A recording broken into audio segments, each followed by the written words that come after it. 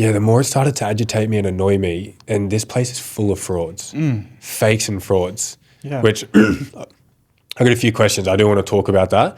But even me trying to get podcasts at these times has been so hard because I'm not interested in it. Like I'm interested, the convo with you was great. George was great. I had another dude, Ryan, which was like a men's coach. That was great. Yep.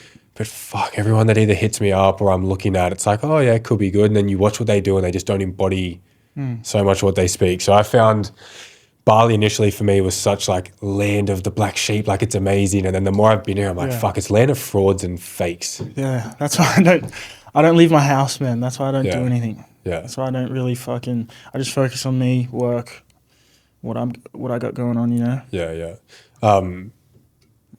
Same as last time. I'm going to can crack, introduce the episode, 10 questions. Yep. So just the rapid fire questions. They're pretty cruisy, these ones.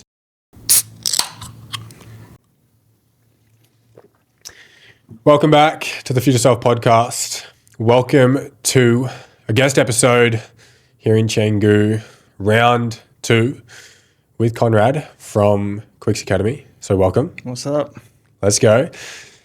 As you guys know, guest episodes, 10 rapid fire questions to start. Don't think too much, just answer. Number 1, AM or PM running? AM for sure. Number 2, do you look up to anyone? Yes. Number 3, first word that comes to mind when I say coaching industry? Difficult. Number 4, are you currently in a high or a low point in your life? I would say high. Number 5, are you a book or podcast bloke? Fuck, that's tough. Podcast. Number 6, do things get easier or do we get stronger?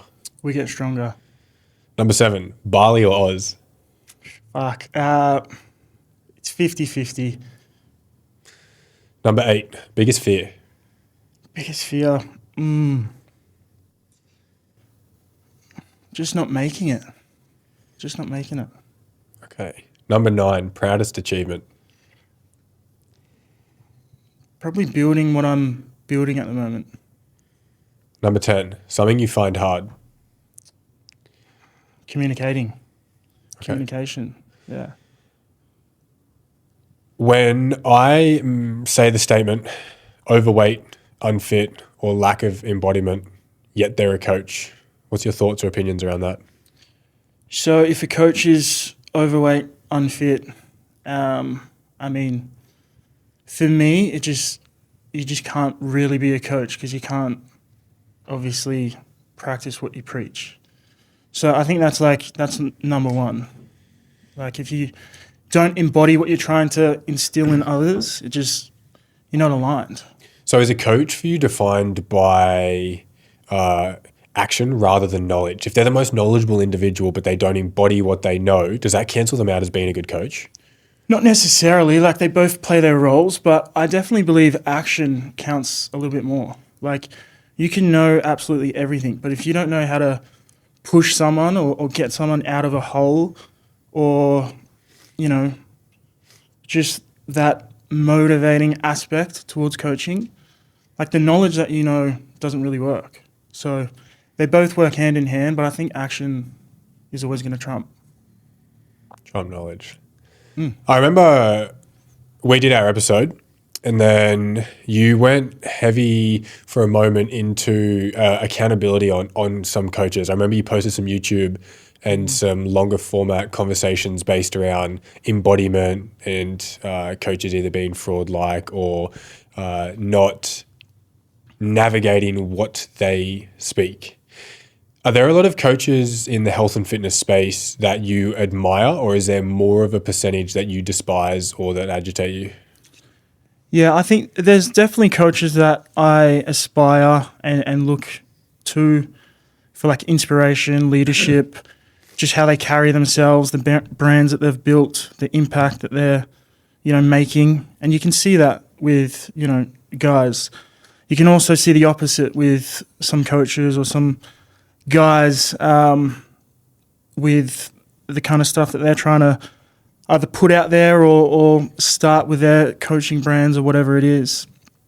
And you can just, I can anyway, automatically see like fakeness or just like, not aligning up to, what they're trying to either portray or build.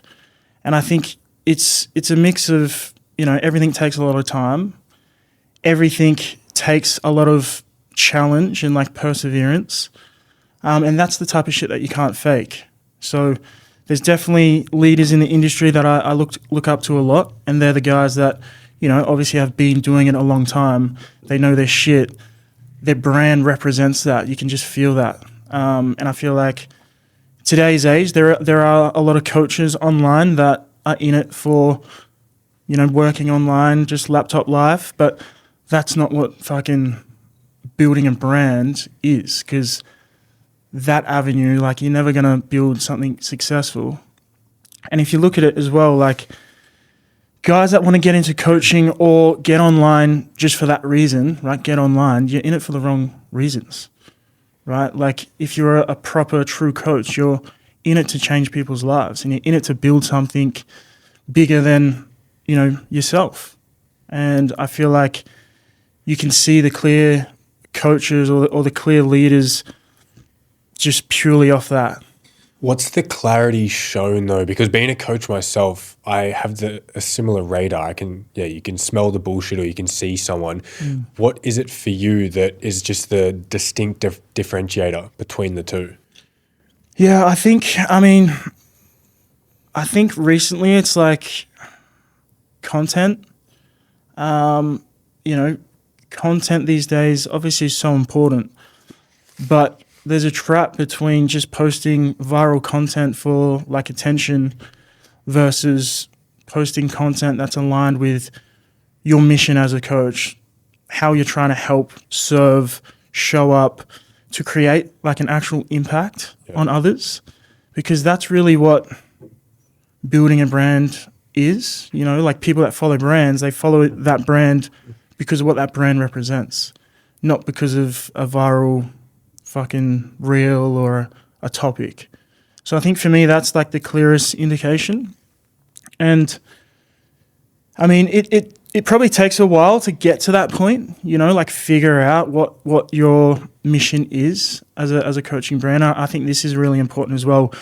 With the market, the industry is so saturated, you really got to separate yourself and figure out like what is your mission. If you are a coach and you want to lead and create an impact, like, how are you going to do that?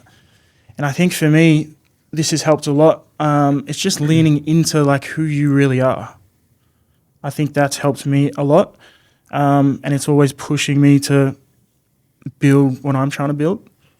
So I think that for me is the clearest sign. Why so much emphasis around building a brand? Why is that so important to you? Building a brand is important to me because I want to create an impact in life. Like, I think we were talking about this on our last potty, but I want to build something that can transform people's lives. And I feel like a brand has that ability. And it's something bigger than just myself. Like, eventually, I'm not going to be here, but I want the work that I've done or being able to achieve to still stand and still represent something that still can motivate people, push people to achieve like their goals and their dreams. So I think that's why it's important, because without a brand, you can't really have that effect, or you can't have that ability to leave that impact. Why care so much about the impact over the money or the status? Like, you could easily approach with the knowledge you have now and take advantage of vulnerable individuals, set yourself up in an amazing position, you and your partner, or you, your partner, family and friends. Why go down the route of almost prioritizing the individual or the clients per se over that for you? Like, why aren't you... Yeah, many take advantage, and I see that in the coaching space. Why are you someone that is prioritizing the care of your client or other individuals above that? Yeah, simple, man, because like, I used to be that guy. Like, I used to be the clients that we help, and I know what it's like to feel like no confidence. Like, even this right now, this is something for me so difficult to do, but I want to do this to break down that fucking barrier and that threshold for me. And I just know what it's like to be like stuck, lost, confused, no direction. And for me, it's like I've just been able to build myself through training, fitness, and mindset. That's why I'm like obsessed with leadership and training and personal development. So when I'm trying to focus on building this impact, I want to build a brand that can leave that impact to help others that were stuck in that situation. And I think really just this year I'm really leaning into that more because, again, I was just playing too small, still fearful of shit, still not letting myself lean into, who I truly am and how I can actually show up and leave that impact. I still feel like I was a little bit too shy or just didn't have that confidence just yet.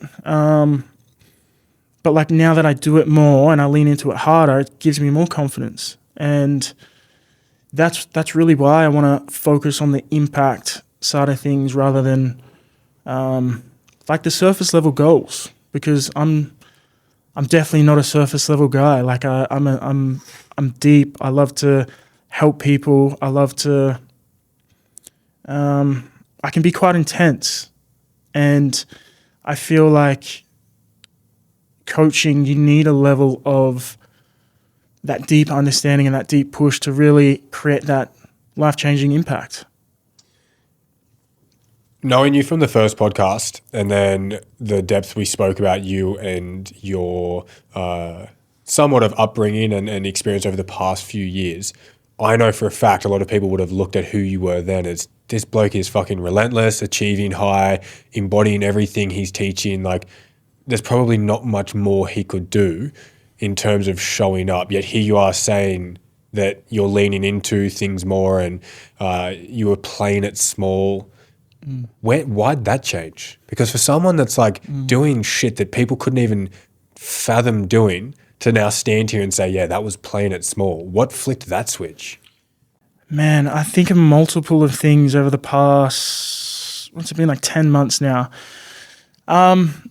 So now as I'm really focused on building my brand, our team's brand, especially our team, I have a lot more responsibilities as a leader, as someone that needs to show up every single day regardless. Because if I'm not at my best and if I'm not pushing my limits even further, that directly impacts my team, our clients, which can stop them from growing. So that's kind of how I see it now, because I have a lot more responsibility. It's just my duty to be able to push myself to new levels. And I think it was just like a time frame sort of thing. Like I could have gotten away with continued playing small a little bit, but I wouldn't have grown. I wouldn't have developed. I wouldn't be pushing myself to become a better leader. And again, that's going to impact my team, their progress, our clients, their progress. So it kind of just flows down. So the further that I can push, the further that I can break down kind of mental barriers that I've put on myself, the more that I can grow, the more that the team and all of our clients and our mission can grow. So that's kind of like the realization that I had, because it is a lot bigger than just me now. And it's just my duty, pretty much. It's a self-nominated duty though. Yeah. So you're speaking about that in a way that it's almost an obligation, that you're obligated to do it, but that's a self-funded obligation. You're seeing it as a duty. A lot of people don't have that filter to call their own self out. They might put in 70%, and if everyone perceives it as 100%, a lot of people would just sit there. It's like, yeah, but I'm perceived as 100%. You're clearly coming across as the bloke that sees a 70% effort within your own self and goes, yeah, it's 70%, it's not 100%. How would someone, not yourself, but how would you guide someone to learn to have that cut the shit type of approach? Yeah, it's just direct ownership. Like direct, full, total ownership on exactly where you're at. Like no bullshit. If you just got to ask the simple question, like, is this where you want to be? And if it's not, then you got to ask, well, why aren't you there? Why aren't you where you want to be? And when you ask that question, you're going to find so many excuses. Like so much shit will come to, the forefront of your mind as to why, you're here and not there. And only you can, take that full ownership approach, because when you start blaming others or blaming this as to why you're not there or that event, you're giving that energy out to shit that can't even help you. So when you take that full ownership, you actually get energy back. That's for me anyway. Like, I've taken a lot of ownership on a lot of things, and it just helps. It like pumps me up, because I'm like, okay, I'm not there yet. Why aren't I there? Okay, it's because I'm making this excuse. Okay, it's because I'm letting this thing go pass by. I'm not doing well enough here. So that like pumps me up, because I'm like, okay, I'm not fucking good enough in this department. I want to go harder on that. I think one of my recent kind of reviews that I had was Sydney Marathon a couple of months ago now. I had a goal for sub 3 hours. I got 3 hours and 5 minutes. So, 5 minutes off. Now, was I not happy? Was I happy? I put everything out there, so I couldn't have done any better. So I was happy in that regard. But when I got home, or after a few days after, I reflected hard on why I didn't get a sub 3 and I only got a 3:05. Just because that's like how I operate, because I still see that as, dude, I said I was going to get a sub 3 and I didn't. Why the fuck not? And I was doing a lot of reflection on this sort of shit. And what I came to realize is I was still making so many excuses for things. Like I was saying, man, I'm dealing with so much stress. It's fucking hard to do all this marathon training and do everything else. Sure, validate that. It is hard, but there's guys out there running fucking billion-dollar companies dealing with way more stress than me. I used to say the excuse, running in Bali is fucking difficult because the roads here suck, there's dogs chasing you, all that type of shit. Valid, it does suck running here in Bali, but there's also like world record marathon runners in Kenya running barefoot. So like when you have that just absolute direct, no bullshit, I guess, view on things, for me, I'm looking at that and I can just clearly see these excuses that I would let in my mind ultimately are the reason why I got a 3:05 and not a sub 3, because over time you kind of just let this little weakness, I call it the little bitch inside of you, just challenge you. And this was a really, really good reflection for me, because I really identified a lot of things that I was lacking on and slipping up on. And to go back to your point before, where it's like, I have these standards and yes, they may be super fucking high, but I still want to go even further. Again, that's me pushing myself as far as possible, because if I just stayed there at that 3:05 and I didn't internalize and didn't review myself on why I'd missed that goal, I wouldn't be pushing for my next goal and my next physique goal and like all these other goals that have come from that, which, knock on into the team as well. Like I would have just stayed happy and just said, oh, I just missed out, I'll get it next year. You know what I mean? But for me, that's like, you found your level, which I found my level there, but I don't want that to be my level. I want to push a little bit harder. And I think it's just that direct, full honesty with yourself, because that's the only you're the only one that is going to be able to get yourself out of whatever the fuck you're in. That's what I truly believe. Like you can have the world's best fucking whatever, but if you don't actually believe it in yourself that you can do more, or you can be better, or you can like remove that little bitch inside, like nothing's going to work. So I think it's just that direct ownership on where you're at and just asking the question, if you're happy with that, fine.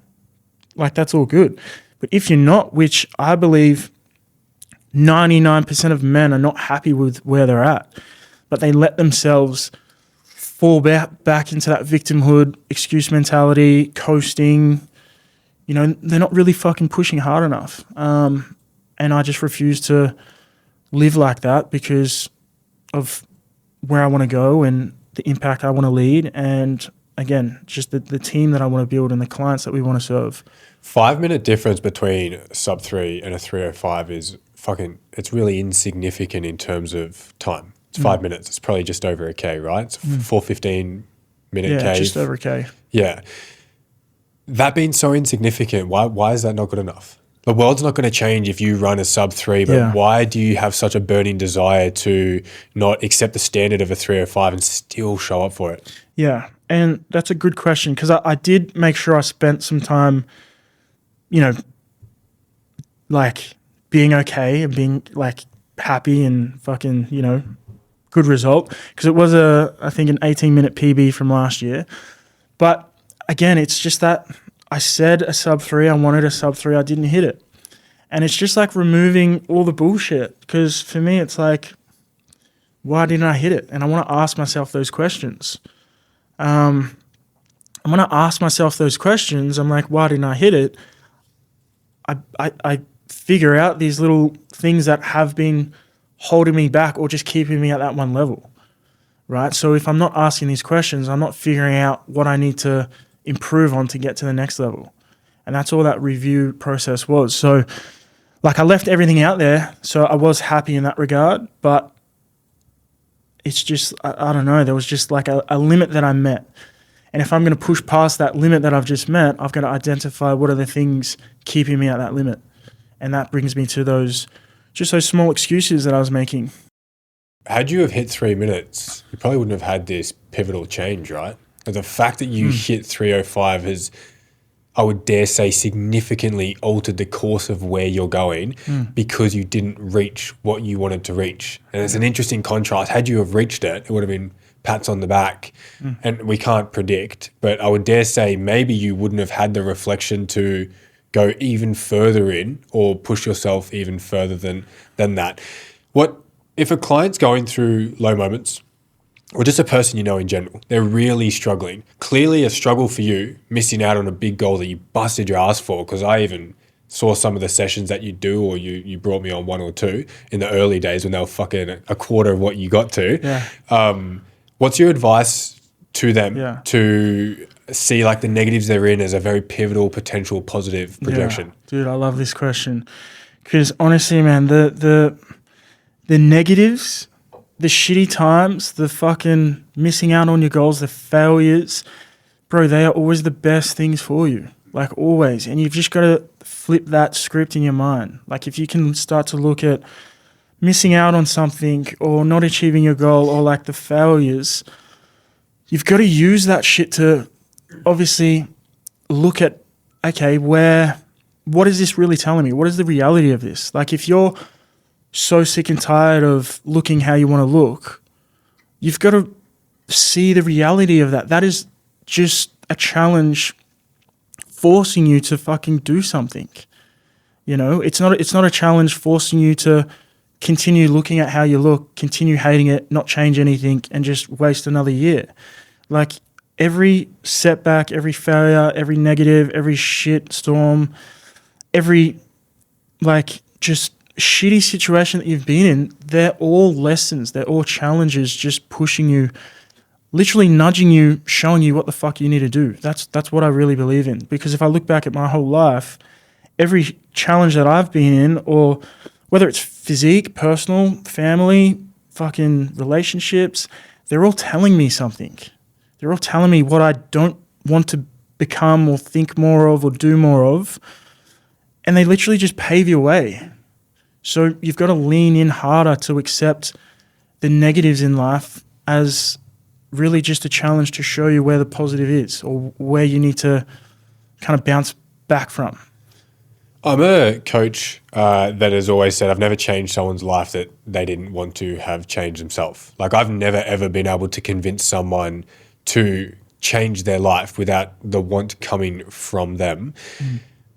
What's your experience trying to convince people to cut the shit or to stop lying or to be real? Because I get very frustrated and upset. Like it's gut wrenching to have someone answer a question with just so much shit and me be able to sit there and feel so much pity of, fuck, you're just lying. And you're lying to the extent of convincing yourself almost. If they're in a mirror, just them and them, they probably wouldn't be able to lie. But they're lying so much that they're convincing themselves of it. Yeah, what's your experience of seeing someone and almost wanting to shoulder shake, like, wake the fuck up, what are you doing? Yeah. I mean, it happens a lot. And my approach is very direct, given the circumstances and the client, obviously. And this is why I only work with men, because you can be direct. But I think it's also important as well to really understand that individual.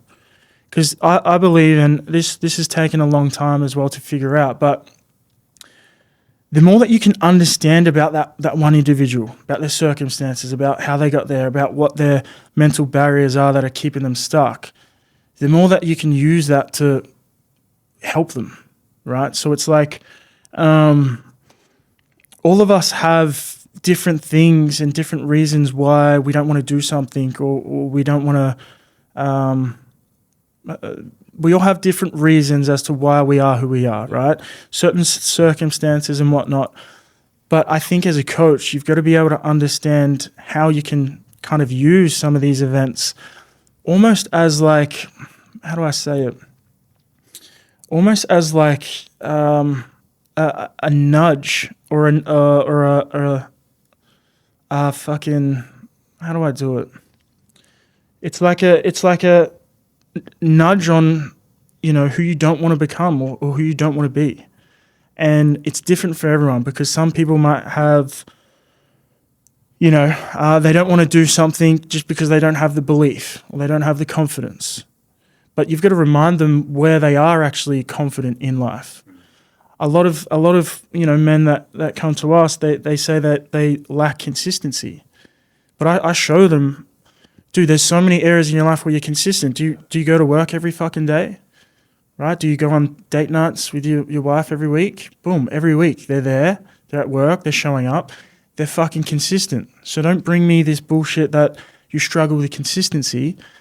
What you've got to do is bring their training, their health, their performance higher on their values list. Because when you can tie it back towards, hey man, can you imagine when you're 20 kgs lighter and date night turns from movie nights, eating a bunch of snacks, to you guys on a holiday in fucking Bali shirt off? Like, can you imagine how your wife's going to fucking view you and see you then? Like, you're going to be 20 times better, bro. So much more confident, so much more like fucking proud of yourself. So you've got to like tie all of that shit in with kind of what they're going through. And that's why it's important to understand those clients and understand like the individual needs from what's stopping someone from getting from A to B. That to me is what I think differentiates a good coach, leader or guide and one that isn't. Like being able to patternize or being able to use past fuel as the needed pathway moving forwards. There's been times I've let a client squat a subpar depth. Like they're not hitting 90 degrees. Maybe they're hitting 95 or 100. So visually on the video, it looks shit. But there's so much intention behind doing that, because letting them do that has just built their self-confidence. It's built their desire to want to get back in and to rip in. It's made them feel good about themselves. The depth will come later. Whereas I've been called out before, some coaches saying like, you're teaching a shit squat. It's like, no, there's intention. There's reason. Like, fuck off your opinion out of the journey because you don't know the details and the micro aspects of what's being done. Whereas, yes, some just teach the squat from the get-go, and it could just be so depleting for the individual that they're getting grilled, that they just stop doing it. I think knowing when to push and pull and when to positively affirm and call out is super crucial. Because there's been times I've wanted to just be like, man, or even I work with a lot of women too. This is what I'm doing in my life, cutting the shit, leveling up, being consistent and progressing. But if I was to dose that to them every single time, it can be crippling and crumbling. Sometimes I want to call out, but I'll just positively affirm, yeah, well done this week. And it can be enough to build that enjoyment. They're like, yeah, fuck, I'm actually doing good. Then you can dose the stuff later down the line. Like, do you understand that approach? Absolutely. Like, yeah, like you need, always encouragement. You need someone behind you saying you're doing a fucking great job, keep going. Even if it's not perfect, you're still there showing up, doing everything you can. So that's 10 times more than most people are doing. And you've got to remember as well, like, clients are also going through all kinds of different shit. Breakups, stress at work, kid stress, whatever it is. So if there's more added stress on top of the training and progress when it's just not needed, I think an important thing that you said there, being able to push and pull, is super important because, when you do too much pushing, you can push them over the cliff, and people need to be pulled. Like, I need to be pulled sometimes. Like, we're all fucking human. So I think balancing that is really important.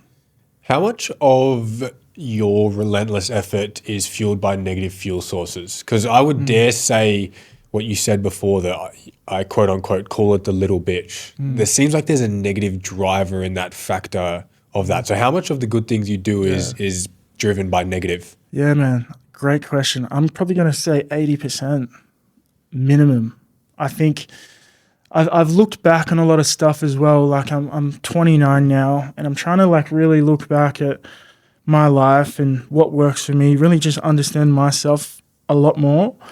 If I look back, man, I have always done either my best work or my most amount of progress, growth off the back of something negative, like off the back of something that didn't go my way or put me down or just didn't hit certain targets or just a painful situation. Like, I've always been really good in that arena. And for me, that's the quickest way I learn. Like, when I fuck something up, I know never to do that again, or I know what I need to work on more. So I've just always been, over the years, leaning into that more, understanding that more as well. And this is why I have that mentality with, like, there's no such thing as failure or a missed opportunity or something that's so negative. It's like, don't get me wrong, there are obviously shit things that happen in life. It's life, but you've got to get to a level where you can dissect the reality of what that situation is and take as much positives out of it to progress you forward, no matter what like the situation is. That's what I believe in. So yeah, negative fuels me a lot. I've done, I would say for my age, I'm pretty happy with what I've achieved or the pathway I've moved. But a lot of that for a long time came from self-hatred. And I've really been trying to flip the script rather than you should fucking do this, like stop being a bitch, into no, like you need to do this because of self-respect. So I've been trying to turn what drove me for so long, which was negative self-hatred, you're not good enough, you need to push more, into show up for yourself because of self-respect, or have enough respect for yourself to do it. It gets the same outcome, but the experience has been like drastically different because one's negatively funded, one's positively funded. I always give this analogy if a client sends through a video and I'm like, how hard was that? And I'll say an 8. It's like, well, if someone was standing there with a gun and said, do fucking 15 more reps, would you do it? They're like, yeah. It's like, well, can you rate that an 8 out of 10? Yeah. Do you have those little tips and tricks? Mind you, it's an over-the-top analogy, and I'm cautious and mindful with who I say that with, but I think like that a lot when I train. I'll set a standard of, if I'm doing a 1,000 stair hike up the escarpment back where I live with a weight vest, if I don't get it in this time, my mum's going to die. Or if I quit halfway through this Murph, I'm going to lose all my business. So like I'll weirdly put things on the line that are kind of morbid or really intense. Do you have any of those fuel sources when you're in the pain cave or you fucking needing to spark the dog? Yeah. No, not really. Because like for me, that mentally wouldn't trigger me because I just know it's just like not real enough for me. Fair enough. I think more so for me, it's just I know like what my limits are, and I like being at a point where I'm testing my limits every now and then. I think that just helps me. Like when I'm in the hurt locker or in those dark times, those are the times that I really love to be in. And I think we spoke about this last, but it's like I always have a lot of what do you call it? Just mental self-talk. Like I call myself a little bitch all the time in some of these hard sessions, because again, it's like if I stop, if I, just hit that threshold and don't push on, again, I'm not moving that level up. And it could, like when I talk about moving that level up, it could be one session moves up a tiny bit, but you stack that up over months and years, and that's where, your levels just crazy changed. So I think that's why I train so hard. That's why I push myself so hard. That's why I want to set these big fuck off goals that scare me. Because through all different realms, training, life, business, goals, I'm just pushing my level up ever so slightly. So, I mean, if I look back to our last conversation, I'm miles ahead of where we were. Dude, I was intentionally not gonna say it halfway through to throw you off, but it's the way you communicate and speak is night and day different. Yeah, like thanks, just the man. confidence and the articulation of what you have to say. Well, in our first convo, it was, fuck, let me answer this question as quick as possible, and Guy, you speak. Whereas now, dude, I'm able to sit back and speak so much less and just listen. Like it is so significant how much you have grown from then to now. Thanks, man. I appreciate it. Yeah. And I mean, it's like this for me is hard shit. Like I've never been really good at communicating. I say that, but it's like I am really good at communicating in different areas. Like when I'm talking to clients and pushing them and all the shit that I love, I'm fucking great at it. So it goes back to that little system that I use for clients when they say they're not consistent or they struggle with consistency. I just show them where the fuck they are consistent. So it just removes that lie that you've taught yourself. Because all of this, me being fearful of like talking and not being able to articulate myself, that's just a fear that I've had, because I've been able to talk, speak, and articulate myself my whole fucking life in different areas. I've just got to remind myself of that and break down that bullshit mental barrier that's been built up. There's this concept I've been playing around with for the last maybe 8 months where I don't know what I call it. Maybe let's say like even the playing field. So a client who comes to a coach, they want to lose weight. The coach might sit there and go, it's not that fucking hard. Be in the gym, be consistent. I'm consistent, I'm in the gym. It's like, yeah, the coach doesn't find that hard. But let's even the playing field. What's something the coach finds hard, and are they showing up in that area? So let's say you find communications hard. If a client comes to you and they're like, oh, I'm really scared to film in the gym, and your initial thought is like, come on, like just do it, get over it. But here you are presented with an opportunity for your even playing field of a podcast, and you're like, oh no, I'm not going. It's like, who the fuck are you to tell them to face what they find hard if you can't face what you find hard in ratio to what you find hard? Yeah. I've really been going down this pathway at the moment of facing fear. I'm petrified of heights, and I'm saying this as accountability before I even do it. Do you know the swing in Nusa Penida, the extreme? I think so, yeah. So it's 130 meters. I'm doing that on Friday. Yeah, over the cliff. Yeah. I just got fucking goosebumps and my stomach just turned saying that. My biggest fear is heights. I almost died off a cliff when I was a kid. I almost got blown off it. I fucking physically almost shit myself when I climbed the Harbour Bridge. But I work with so many clients who are scared of things I find easy. Filming in the gym, saying no to their partner or their boss, wearing a fucking bikini, doing all these things. It's like, who am I to tell them to face their fear if when presented with my fear, I'm like, no, I can't. I'm not.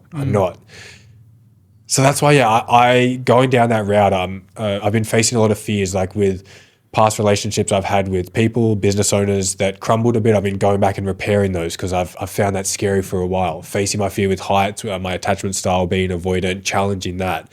So I can be a person that when someone goes, no, I'm scared or I'm anxious, it's like, yeah, and what? Yeah. Like stacking the resume with my own self to be a better coach to allow those individuals. Have you thought of that concept before of like evening the playing field?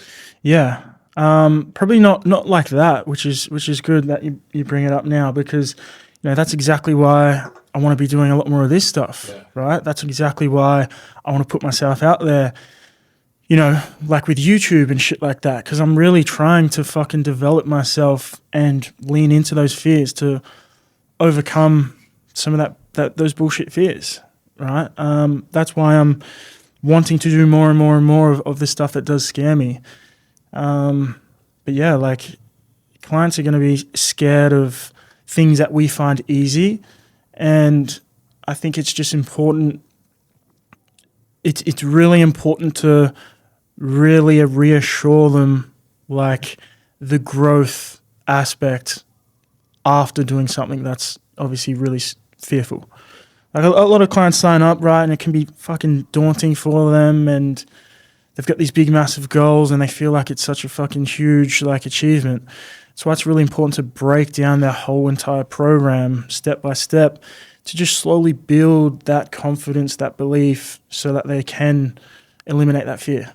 It'd be like for you, climbing a cliff again, probably not swinging off the fucking thing just yet, but like getting back into it. And then, dude, you just realize, what the fuck was I scared of? Yeah. Like, even me, man, like I look now, I'm just like, what is such a bitch. I couldn't speak into a camera, you know what I mean? But back then, I remember doing my first stories on Instagram or YouTube. I'm like, it's all built up in the mind. And this is what I'm obsessed with. Like, I really love just progress, like personal development, developing yourself, overcoming your shit, because you just turn into a completely different person. Then you can, have the skills, the knowledge, the confidence to help others. I have this relationship with 3-2-1. So that's what I'm using. I'm massive on self-respect and do what you say. Yeah. So if I say it, I have to fucking do it, from something small to big. So I'm either very relentless in doing what I say, or I'm very mindful of what I say. So I won't say something like, oh, I'm going to run a 2-hour fucking marathon, because if I say it, I have to do it, but I'm going to be mindful with what I say, because that's an unrealistic goal for me right now. And that's what I've been holding on to for this for this swing. It's like, I'm as a man, I'm going to fucking cry. I won't scream. Men scream, and I can't get around that ever. But like, yeah, I'm going to be petrified, probably cry, but it's 3, 2, 1, and then go, no matter what. And I've built such a good relationship with the 3, 2, 1. Something takes so long to build and moments to crumble. So I've been building this connection to this 3, 2, 1 commitment for years. It's like, it could all go to shit in this one moment if I don't. So I've put a really big emphasis on that. So I'm definitely going to stick to it. But what you said before about doing something and then looking back and being like, fuck, why was I so scared? That's just in a rock jump analogy for me, at least. Every time I've stood on a big rock jump, it's like, I'll stand there for fucking hours. I can't, I shouldn't. And then every single time I've jumped in, I swim back up, surface, I look up. It's like, why the fuck did that take me so long? Like, I was up there for 3 hours thinking of it, 3-second fucking plummet, and then I look up, and I haven't once ever faced a minute bit of my fear being a rock jump. Because I weirdly like doing rock jumps just to test it here and there. I've never once looked up and gone, yeah, it made sense as to why I stood up there so long. It's always that, why has it taken me so fucking long? Where's your interest of pushing that threshold? Because mine at the moment has been so I can be a better son, better brother, and better coach. Because I coach my sister, I'm coaching my mum, and I obviously am a coach. So I've been wanting to challenge these things so I have a stronger foot to stand on. That when someone goes, I'm scared to do that, it's like, I was terrified to do this, but I did it. Like, you can. I faced my biggest fear. The only thing stopping you from doing that would be your own self. Where's your interest to challenge those things come from? It's just, I think, the obsession of developing myself. Like, I am actually really obsessed with that, because if I go back in my early life and all of these fears that I had, like this one, not being confident to speak and shit like that, like when you overcome some of this shit, like I build so much confidence from it, and I kind of get addicted to that. So I love being able to push my limits and overcome some stuff so that I can just always be developing. I think that's really just where it comes from. Like, I love being better than, who I was 6 months ago. I would hate to be the same dude I was 6 months ago. And I always want to be better, because it's like an endless journey. Like, I'm not saying I'm perfect at nothing, right? But there's so many fucking areas in my life right now that I can be way better at. And I just want to chase as much as I can. Do you want to be a dad? Yeah. Have you always felt that way? Yeah. Do you think being a coach has given you more confidence in the idea of being a dad? Yeah. Why? Because I want to grow a family and teach my children just all the lessons that I've learnt through life. And I've learnt a lot through coaching a lot of individuals. I've learnt a lot about myself. And yeah, I've just always wanted, a big family where I can just, be a really good leader for and role model for my family. That's like my number one goal in life. What do you like? You have a very high standard for yourself, and I do too. And I've struggled personally in the past with projecting that standard onto my significant other or the closest with me, because they feel like an extension of me. If I'm killing it and they're not, it's like, fuck, like you're connected to me and my standard's so high. Like, come on, you've got to bring yours up. What's your relationship like with projection onto either your partner, friends, or family? Yeah, I don't think I project onto my partner or my family at all. I feel like I have a really good balance. Like I know everyone's on their own journey in life. Like I'm on mine, and I like to just stick to my journey because I know if I'm focused on myself getting better, then everything else is getting better around me. If I'm not focused on myself getting better, then quite often other things aren't going the way I want. And I'm always going to be pushing others around me to hit their goals or do a little bit more. But I don't know. I feel like I don't think I project a lot of my standards on others just because I don't expect anyone else to have the same sort of standards because we're all on our own different journeys. And yeah, I think just me and my partner Tegan, we've just got a bulletproof relationship. But if Tegan was to say, I want to hit a sub-3 mara, and then she hit a 3:45, she's like, yeah, it's good enough. How would you approach that? I'd be so proud of her.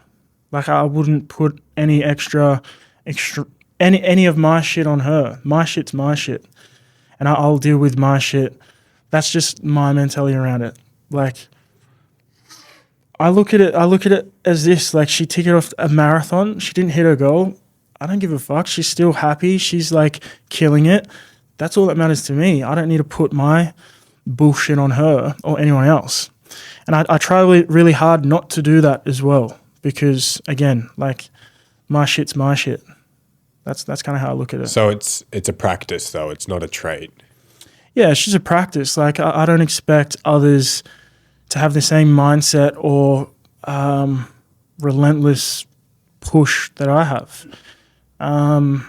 unless they've lived my life or like been through my shoes or have the exact same goals as me. Sure, if they have the same goals as me, then I would expect them to, have the same standards. But no one does. If you know someone can be better than what they're showing up for themselves right now, do you leave that or do you push them for that? No, I push them. Depends who they are, right? Friends, I'll always push them because I want my mates to be the best they can possibly be for themselves.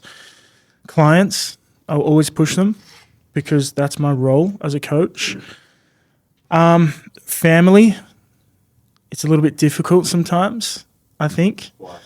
Just relationship, just dynamics, I think. A little bit difficult. But yeah, like friends, my team, clients, yeah, I always want to be pushing people as hard as they want to go. But if they are lacking and are not kind of pushing more than they could, yeah, I definitely let them know. And I definitely have that effect in the team and with our clients and stuff like that. But I think it is very much dependent on the individual. But you're saying you only push them up to their standard. So if they're wait, what do you mean? So are you alluding to the fact that you push them, but not past the standard of what they want? Well, I push them up to their standard or past their standard just depends what their standard is and what it depends on the circumstances. Like if it's their fitness goal and they hit it, great. I'm not going to push them further if it's not necessary. But if it's like a team business goal with clients and they're not pushing hard enough, then I'll push them, because that directly impacts us all as a brand, especially if it's my friends. Like if I feel like they're not pushing hard enough or they're not going hard enough, I'll tell them. But it just depends on, it really depends on the circumstances and where they're at and their goals. Yeah, that's fair. Yeah. Into that camera there, what is either one piece of advice, a question you want them to ask themselves, or something that you want my audience to think of more often? Okay. I think one piece of advice is just to start, like whatever it is that you're thinking about doing. Like life is so short. I think the last conversation we had was 10 months ago. And like just from starting to push myself more, starting to lean into more of myself and understand my levels and how to push that over those past 10 months, like I'm completely different. And I'm not different than, you right now. You just have to start whatever it is that you want to do, whether it's fitness, business, life, goals, relationship, and understand that, there's going to be some challenges, fails, lessons, failures, but really they're the challenges you need to understand how to kind of get to that next level. I think that's my biggest piece of advice. Dude, it's so sick to see you from episode 1 to episode 2. And I'm keen to see you in the future in episode 3. For sure. But that is the latest episode of the Future Self podcast. We appreciate you for tuning in, and we'll see you in the next one. Let's go. Thank you, brother.